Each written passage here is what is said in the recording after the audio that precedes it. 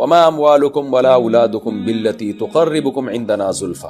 پچھلے رکوع کے آخر میں یہ بات گزری تھی کہ مشرکین کے پاس جب دلائل سے جواب نہیں تھا تو تانے دینے پہ آتے اور اوٹ پٹانگ باتیں کرتے. ان میں ایک بات یہ کہ ہم اس قرآن پر سوال ہی پیدا نہیں ہوتا کہ ہم ایمان لے کر آئیں گے، آپ مایوس ہو جائیں ہم سے، آپ جتنا مرضی سمجھا لیں. پھر یہ بھی کہتے تھے ہمیں اللہ نے اتنی دولت اور اتنا مال دیا ہے. یہ ان مشرکین کی بات ہے جو یعنی آخرت کو مانتے تھے. کہتے ہمیں اتنی دولت اتنا مال اللہ نے دیا ہے تو ہمیں عذاب نہیں ہو سکتا، یہ ہو نہیں سکتا کہ ہمیں عذاب ہو جائے کیونکہ اللہ ہم سے خوش ہے، یہ اس کی علامت ہے. اور اتراتے بھی تھے اس دولت پر. اس کا اللہ نے کیا جواب دیا تھا پچھلے رکوع کے آخر میں کہ بھائی اللہ جس کو چاہتا ہے روزی دے دیتا ہے، یہ تو اللہ کا نظام ہے، اس کا تمہارے محبوب ہونے سے یا تمہارے جو ہے وہ قابل ہونے سے اس کا تعلق نہیں ہے، یہ تو اللہ کی دین ہے. تو اسی رکوع کے شروع میں بھی اللہ نے فرمایا کہ تم اس خوش فہمی میں اگر ہو نا کہ تمہارے مال اور اولاد کی وجہ سے اللہ کو بھی تم سے محبت ہو جائے گی، یا اللہ کو تم سے محبت تھی اس وجہ سے اللہ نے تمہیں زیادہ اولاد اور دولت دی ہے، تو یہ خوش فہمی ہے. کیوں؟ وما اموالکم، نہیں ہے تمہارے اموال، ولا اولادکم، اور نہ تمہاری اولاد، باللتی، اس قابل ہے، ایسی ہے کہ تقربکم عندنا زلفا، کہ وہ تمہیں ہمارا قرب عطا کر دے، قرب کے اعتبار سے، یعنی قرب کے درجات کے اعتبار سے تمہیں مزید ہمارا قرب عطا کر دے اور تمہارا درجہ بلند ہو جائے. تو ایسا نہیں ہے. الا من آمنا، ہاں قرب اس شخص کو ملے گا جو ایمان لائے، وعمل صالحا، اور نیک اعمال کرے. تو اصل میں قرب کا مدار دولت اور اولاد پر نہیں ہے بلکہ نیک عمل پر ہے. یہاں ہو سکتا ہے کسی کو اشکال ہو کہ حدیث میں تو بڑی ترغیب ہے کہ اولاد کی کثرت کرو، تو ظاہر ہے جب اولاد کی کثرت ہوگی تو انسان اللہ کا زیادہ محبوب بنے گا. تو خوب سمجھ لیں اولاد کی کثرت ایک تو اس بیس پر ہوتی ہے کہ آپ اللہ کے حکم کو فالو کرتے ہیں، تو اس بیس پر تو کثرت سے اولاد اگر آپ کے ہے تو یہ تو اللہ کے حکم کو آپ نے پورا کیا ہے، کیونکہ نسل روکنے کو شریعت نے پسند نہیں کیا. تزوج الودود الولود، ایسی عورت سے نکاح کرو جو تمہیں کثرت سے اولاد دے. تو اگر اس اولاد کی کثرت کی بیس اچھی ہے، نیت اچھی ہے آپ کی کہ توحید پرست دنیا میں زیادہ ہوں اور اللہ تعالیٰ خوش ہوتا ہے کہ اہل اسلام کی اولاد بڑھے، تو اس بیس پر اگر ہے پھر تو اس پر آپ کو اجر بھی ملے گا، اور یہ اولاد قیامت کے دن آپ کی شفاعت کا ذریعہ بھی بنے گی اور صدقہ جاریہ بھی بنے گی. لیکن اگر یہ بیس نہیں ہے، بلکہ بیس وہ ہے جو غیر مسلموں کی بیس تھی، وہ بیس یہ تھی کہ بھئی یہ اولاد جو ہے دنیا میں ہمارے کام آئے گی، جنگوں میں لڑے گی، اور اس سے ان کو کوئی غرض نہیں تھی کہ یہ اللہ کی اطاعت کرے، فرما بردار بنے یا نہ بنے، بھلے بت پرست بنے، مشرک بنے، اس سے کوئی غرض نہیں تھی. تو اس کا مطلب یہ ہوا کہ اولاد برائے اولاد پھر کوئی نعمت نہیں ہے، بلکہ ہو سکتا ہے وہ تو عذاب کا ذریعہ بن جائے. بالکل اس کی مثال ایسے جیسے قرآن نے یہاں کہا نا تمہارے اموال بھی اس قابل نہیں ہے جو تمہیں ہمارا قرب عطا کر دیں. لیکن دوسری طرف حدیثوں میں آتا ہے کہ جو اس نیت سے تجارت کرتا ہے کہ لوگوں کے سامنے بھیک نہ مانگے، تو قیامت کے دن وہ تو پیغمبروں کے ساتھ ہوگا. تو اس سے بھی یہ پتہ چلتا ہے کہ مال برائے مال کوئی نعمت کی چیز نہیں ہے. ہاں وہ مال جس میں آپ یہ چاہتے ہو کہ بھیک سے بچو اور رشتہ داروں پہ خرچ کرو اور اللہ کی نعمتوں سے لطف اندوز ہو تاکہ آپ کو اللہ کی نعمتوں کا شکر ادا کرنے کا موقع ملے، آپ دل جمی کے ساتھ عبادت کر سکو، آپ اپنے ملک اور قوم کو ترقی دے سکو، یہ جذبہ اگر اچھا ہوگا تو پھر تو مال واقعی اللہ کی بہت بڑی نعمت ہے. تو یہاں وہ مال جو مال برائے مال ہو اور وہ اولاد جو اولاد برائے اولاد ہو، جیسے کہ مشرکین کا گمان تھا. تو اس میں اللہ کہتے ہیں کہ یہ کوئی ایسی چیز نہیں ہے کہ تمہیں ہمارا قرب دے دے، یہ تو اللہ نافرمانوں کو، قارون فرعون کو بھی اللہ نے بہت کچھ دی تھی یہ چیزیں. الا من آمن وعمل صالحا، تو اصل یہ کہ ایمان لائے اور نیک اعمال کرے. تو نیک اعمال کی بیس پہ اگر کوئی پیسہ زیادہ کما لیتا ہے اور نیک عمل کی بنیاد پہ اگر کوئی اولاد کی کثرت کا متلاشی ہے تو پھر اس پہ بہرحال اجر ملے گا، کیونکہ اصل چیز نیک عمل ہے اور آپ کی نیت ہے. فاولئک لہم جزاء الضعف، تو جو نیک عمل کریں گے اور ایمان لائیں گے ان کے لیے پھر تھوڑا بدلہ نہیں بلکہ بہت زیادہ بدلہ ہے. یعنی ایک کی کم از کم 10 گنا تو اللہ دے گا زیادہ، ایک نیکی کا 10 گنا. وَهُمْ فِي الْغُرُفَاتِ آمِنُونَ، اور وہ جنت کے بالا خانوں میں امن سے ہوں گے. وَالَّذِينَ يَسْعَوْنَ فِي آيَاتِنَا مُعَاجِزِينَ، اور اس کے برعکس وہ لوگ جو ہماری آیات کو غلط قرار دینے کی کوشش میں لگے رہتے ہیں، کوشش کرتے ہیں ہمیں ہرانے کے لیے، ان کا مذاق اڑاتے ہیں، کبھی کہتے ہیں جادو ہے، کبھی کیا کہتے ہیں، کبھی کیا کہتے ہیں. جیسے میں نے ترجمہ کرتے ہوئے مثال دی تھی نا کہ کجی تلاش کرتے ہیں، اس میں ہمیشہ نیگیٹو چیز کی طرف جاتے ہیں، تو الٹے سیدھے اعتراضات کرتے ہیں تاکہ لوگ اسلام سے اور قرآن سے متاثر ہونا چھوڑ دیں. تو اللہ فرماتے ہیں اولئک فی العذاب محضرون، یہ لوگ عذاب میں حاضر کیے جائیں گے. پھر اللہ نے اسی مضمون کا دوبارہ تکرار کیا کہ تم جو بار بار اتراتے ہو اپنی دولت پہ کہ دولت ہے اصل ہے اور دولت جو ہے پیسہ ہونا چاہیے، کیونکہ مسلمانوں کی میں نے بتایا اکثریت غربت میں تھی.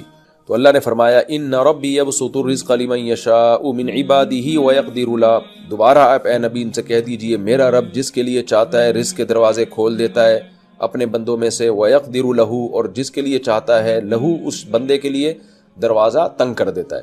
اب جب رزق کے خزانے اللہ کے ہاتھ میں ہے تو اس مسلمان کو کیا چاہیے؟ دیکھیں پہلے تو یہ کافروں کو کے تانے کا جواب تھا، یہ پچھلے رکوع کے آخر میں بھی یہ آیت تھی نا کہ جس کو چاہتا ہے اللہ روزی دیتا ہے، جس کو چاہتا ہے تنگ کر لیتا ہے۔ تو اس وقت یہ آیت تھی یہ بتانے کے لیے کہ تم جو اس میں یہ سمجھتے ہو کہ ہمارے پاس روزی زیادہ ہے تو ہم اللہ کے محبوب ہیں، تمہاری سوچ غلط ہے۔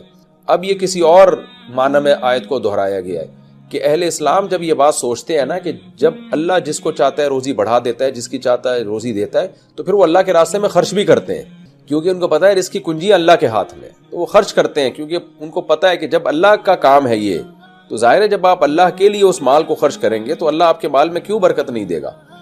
اور کافر کیا سوچتا ہے کہ بھئی اتنا پیسہ ہے، اگر میں نے اتنا خرچ کر دیا تو اتنا سا رہ جائے گا، تو وہ سارا اسباب پہ نظر رکھ کے زندگی گزارتا ہے۔ قل ان ربی یبسط الرزق لمن یشاء من عبادہ ویقدر لہ وما انفقتم من شیء، اور جو کچھ تم اللہ کی راہ میں خرچ کرو گے، یعنی کچھ جو بھی اللہ کی رضا کے لیے خرچ کرو گے، تو فہو یخلفہ، اللہ اس کا نعم البدل دے گا تمہیں، ثواب کی صورت میں بھی دے سکتا ہے، تمہارے مال میں برکت کی صورت میں بھی دے سکتا ہے۔ وَهُوَ خَيْرُ الرَّازِقِينَ، اور وہ رزق دینے والوں میں سب سے بہتر ہے۔ وَيَوْمَ يَحْشُرُهُمْ جَمِيعًا، اور جس دن اللہ ان سب کو جمع کرے گا، سارے مشرکین کو، ان کے معبودین کو اور مسلمانوں کو بھی سب کو جمع کرے گا۔ ثُمَّ يَقُولُ لِلْمَلَائِكَةِ، پھر اللہ فرشتوں سے کہے گا، أَهَؤُلَاءِ إِيَّاكُمْ كَانُوا يَعْبُدُونَ، پچھلے رکوع میں تھا نا کہ یہ کہتے تھے کہ فرشتے جو ہے ہماری سفارش کر دیں گے چونکہ ہم ان کی عبادت کرتے ہیں، تو فرشتے تو اللہ سے ویسے ہی اللہ کی عظمت اور جلال میں دبے رہتے ہیں، وہ کہاں زبردستی سفارش کر سکتے ہیں۔ اب اللہ نے دوسرے عنوان سے اسی مضمون کو دہرایا کہ فرشتے خود قیامت کے دن براءت کا اعلان کریں گے، جس کو تم معبود سمجھتے تھے وہ سفارش تو دور کی بات، وہ تو کہے گا اللہ میرا ان سے کوئی لینا دینا نہیں ہے، کیونکہ ان کو ڈر لگے گا کہ ایسا نہ ہو کہ ان کی کم بختوں کی وجہ سے ہم پہ بھی عذاب آ جائے۔ تو اللہ فرماتے ہیں وَيَوْمَ يَحْشُرُهُمْ جَمِيعًا ثُمَّ يَقُولُ لِلْمَلَائِكَةِ، پھر اللہ فرشتوں سے کہے گا أَهَؤُلَاءِ، کیا یہ مشرک لوگ إِيَّاكُمْ كَانُوا يَعْبُدُونَ، یہ عبادت کرتے تھے إِيَّاكُمْ تمہاری، قَالُوا سُبْحَانَكَ، فرشتے کہیں گے اے اللہ تو ہر عیب سے پاک ہے، أَنْتَ وَلِيُّنَا مِن دُونِهِمْ، تو ان کو چھوڑ کر تو ہمارا ولی تھا، ہمارے یہ ان سے کوئی لینا دینا نہیں ہے، بل كانوا يعبدون الجن، بلکہ یہ تو جنات کی عبادت کرتے تھے۔ کیا مطلب اگر ہماری عبادت کرتے تھے تو شیاطین کے کہنے پہ کرتے تھے نا، تو اصل میں تو ان کا معبود شیطان ہے۔ اس کی مثال ایسے جیسے کوئی پتھروں کے سامنے جھک رہا ہو، آپ اس کو سمجھاؤ بھائی یہ پتھر تو تم نے اپنے ہاتھ سے بنایا ہے، تمہارا خدا کیسے ہو سکتا ہے، تو کیوں شیطان کی باتوں میں آ رہے ہو؟ وہ کہہ نہیں یہ میرا خدا ہے، تو ہم کہیں گے اصل میں تیرا خدا یہ نہیں بلکہ تیرا خدا شیطان ہے، کیونکہ شیطان کے کہنے پہ تو یہ سب کچھ کر رہا ہے۔ تو ہر باطل نے شیطان کو اصل میں خدا بنایا ہوا ہے، تو فرشتے بھی یہ کہیں گے، بلکہ اکثر یہ لوگ شیطان کی عبادت کرتے تھے، یعنی جن، کیونکہ جن بھی شیطان ہے نا، تو اس سے مراد شیطان مراد ہے اس سے، یعنی ہر جن شیطان نہیں ہوتا لیکن جتنے شیاطین ہیں وہ جنات ہیں، جنات میں سے۔ اکثرهم بہ مؤمنون، ان میں اکثر انہی جنات پر ایمان رکھتے تھے۔ تو اللہ تعالیٰ فرماتے ہیں دیکھو فَالْيَوْمَ، آج کے دن، لا يَمْلِكُ بَعْضُكُمْ لِبَعْضٍ نَفْعًا وَلَا ضَرًّا، آج تو تم میں سے بعض کے لیے نہ نفع کے مالک ہے نہ نقصان کے۔ دنیا میں تو ظاہری طور پر ایک دوسرے کو نفع نقصان پہنچا دیا کرتے تھے، مشرکین جو ہے نا ایک دوسرے کو سپورٹ کرتے تھے، لیکن آج تو تم ایک دوسرے کو سپورٹ بھی نہیں کر سکتے۔ اور اب سزا کیا ملنے والی ہے؟ وَنَقُولُ لِلَّذِينَ ظَلَمُوا، اور آج ہم ظالموں سے کہیں گے، ذُوقُوا عَذَابَ النَّارِ، چکھو اس آگ کا عذاب، الَّتِي كُنتُمْ بِهَا تُكَذِّبُونَ، جس کا تم انکار کیا کرتے تھے۔ وَإِذَا تُتْلَىٰ عَلَيْهِمْ آيَاتُنَا، اللہ کہتے ہیں ان کے معبودوں کا یہ حال ہے، اور جب ان کے پاس اتنا پیارا کلام قرآن مجید تلاوت کی جاتی ہے جو فطرت کو اپیل کرنے والا کلام ہے، جس کی دعوت میں توحید ہے، بہت صاف ستھری باتیں ہیں، تو اپنے معبودوں کے دفاع میں اوٹ پٹانگ تعویلات، اور جو اتنا صاف ستھرا 2 اور 2 4 کی طرح کلام ہے اس کے بارے میں کہہ دیتے ہیں جادو ہے یہ۔ تو اللہ فرماتے ہیں اذا تتلی علیہم آیاتنا بینات، جب ان کے سامنے ہماری واضح آیات تلاوت کی جاتی ہیں، قالوا ما هذا الا رجل، تو کہتے ہیں نہیں ہے یہ شخص مگر ایک ایسا آدمی۔ ہادہ بھی توہین کے لیے بعض دفعہ استعمال ہوتا ہے کہ جب انسان کی طرف اشارہ کرتے ہیں نا ہادہ، تو یہ توہین، تو نبی صلی اللہ علیہ وسلم کی معاذ اللہ توہین میں کہتے تھے بھئی یہ تو ایک ایسا شخص ہے جس کا اور کوئی ویژن نہیں ہے، اس کا مقصد صرف یہ ہے کہ ہمارے باپ دادا کے دین سے ہمیں ہٹائے، اور کوئی یہ توحید کا لیبل لگا دیا اس نے، بس توحید کا لیبل اور صلہ رحمی اور اچھی باتیں اور قرآن، یہ سب لیبل لگا دیا، باقی اس مقصد یہ ہے کہ ہمیں کلچر سے ہٹانا۔ یرید ان یصدکم، یہ صرف یہ چاہتا ہے کہ تمہیں روک دے، عما، ان معبودوں سے، کان یعبد آباؤکم، جن کے تمہارے باپ دادا عبادت کیا کرتے تھے اس سے روکنا چاہتا ہے. تمہارے اس لیے کیا کہ سامنے والے کو ایک دم غیرت آ جائے, اچھا میرے باپ دادا کے دین سے ہٹا رہا ہے. وقالوا ما هذا الا افک مفترا, اور کہتے تھے نہیں ہے یہ, یعنی یہ جو کلام اس نے پیش کیا ہے, یا محمد صلی اللہ علیہ وسلم کو جھوٹا کہتے تھے یہ نہیں ہے مگر افکن, ایک جھوٹ ہے, مفترا جسے گڑھ لیا گیا ہے, یعنی بیٹھ کے گڑھا گیا ہے, اس کو ایک پلاننگ ہے اور کچھ بھی نہیں ہے. اور محمد صلی اللہ علیہ وسلم جو کلام لے کر آئے جھوٹ ہے, جن کو محمد صلی اللہ علیہ وسلم نے معاذ اللہ گڑھ لیا ہے. وقال الذين كفروا للحق لما جاءهم, اور کہا کافروں نے حق کے لیے جب حق ان کے پاس آ گیا. نہ آیا ہوتا تو سمجھنے میں دشواری ہوتی ہے, لیکن جب آ جائے پھر تو 2 اور 2 4 کی طرح پتہ چل جاتا ہے نا حق کیا باطل کیا ہے. تو اللہ کہتے ہیں جب ان کے پاس حق آ پہنچا تو اب کیا کہنے لگے, ان ھذا الا سحر مبین, نہیں ہے مگر ایک کھلا ہوا جادو. کبھی کہتے تھے جھوٹ ہے, کبھی کہتے تھے کہ یہ جو ہے وہ سیاست ہے, اصل میں تو ہمارے باپ دادا کے دین کو ختم کرنا چاہتے ہیں, اور کبھی جب کچھ سمجھ میں نہیں آتا کہتے ہیں جادو ہے. تو جادو ہے اور کھلا ہوا جادو, یعنی اس میں کوئی دو رائے نہیں ہو سکتی اس کے جادو ہونے میں. یعنی جھوٹ مشرکین بولتے تھے پوری ڈٹائی کے ساتھ. اللہ فرماتے ہیں تم جس کلام کو جادو کہہ رہے ہو تمہیں تو قدر کرنی چاہیے اس کی, اس لیے کہ تم تو یہ کہا کرتے تھے کہ یہود و نصارہ کے پاس ان کے عقیدے کے مطابق پیغمبر آئے ہیں, کتابیں آئی ہیں. اگر ہمارے پاس اللہ نے پیغمبر بھیجا ہوتا اور ہمارے پاس آسمانی کتاب آتی تو ہم تو سب سے زیادہ ہدایت یافتہ ہوتے. مشرکین یہ کہا کرتے تھے, اس کا ذکر تفسیر کے لیکچروں میں ان آیات کے حوالے سے گزر چکا ہے. تو اللہ کہتے ہیں تمہارے پاس تو کوئی پیغمبر نہیں آیا, آئے تھے اسماعیل علیہ السلام, لیکن ان کو تو بہت ٹائم گزر چکا تھا نا, 2000 سال سے زیادہ عرصہ گزر چکا تھا. یعنی ماضی قریب میں کوئی پیغمبر بھی نہیں آیا جس کی تعلیمات محفوظ ہوں, کوئی آسمانی کتابیں بھی نہیں جن کی تعلیمات محفوظ ہوں. یہود و نصارہ کے پاس تو پھر بھی کچھ نہ کچھ ہے, تمہارے پاس تو کچھ نہیں ہے.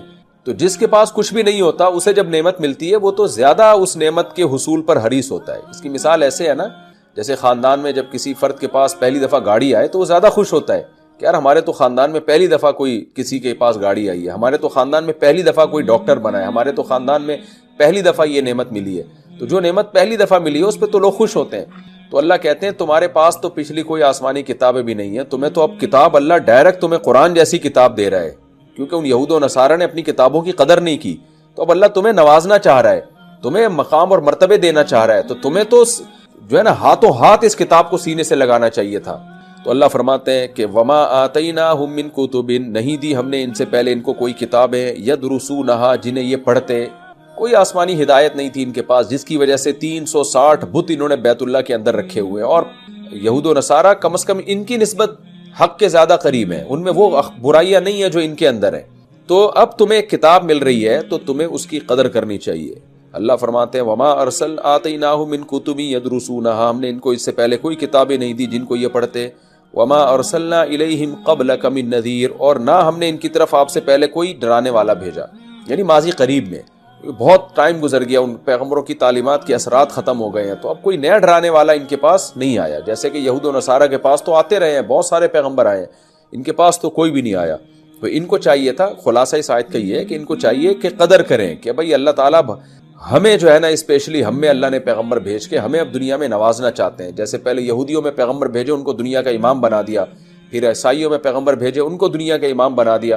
تو اب اللہ ہمیں پیغمبر بھیج رہے ہیں, آسمانی کتاب بھیج رہے ہیں, تو اب اللہ ہمیں دنیا میں امام بنانا چاہتا ہے, ہمیں مقتدی رہبر بنانا چاہتا ہے. تو نعمت کی قدر کرنی چاہیے. کمال کی بات یہ ہے کہ مشرکین اس وقت تو قدر کی نہیں, لیکن بہرحال پھر لوگ مسلمان ہوئے اور پھر انہوں نے قدر کی. جن کے جو بدقسمت تھے وہ قدر کیے بغیر مر گئے, جہنم کا ایندھن بن گئے. اور جنہوں نے قدر کی, ابو بکر, عمر, عثمان, علی, عبداللہ بن مسعود, اور یہ جتنے اصحاب رسول ہیں, معاذ بن جبل, جابر بن عبداللہ, حضرت ابو ہریرہ, اور خواتین میں بھی جو صحابیات گزری, تو جنہوں نے قدر کی پھر اللہ نے ان کو کیسا واقعی دنیا کا امام بنایا. اللہ فرماتے ہیں وَكَذَّبَ الَّذِينَ مِن قَبْلِهِمْ, اے مشرکین مکہ دیکھو تم سے پہلے جو لوگ گزرے ہیں انہوں نے بھی میری آیتوں کا انکار کیا تھا.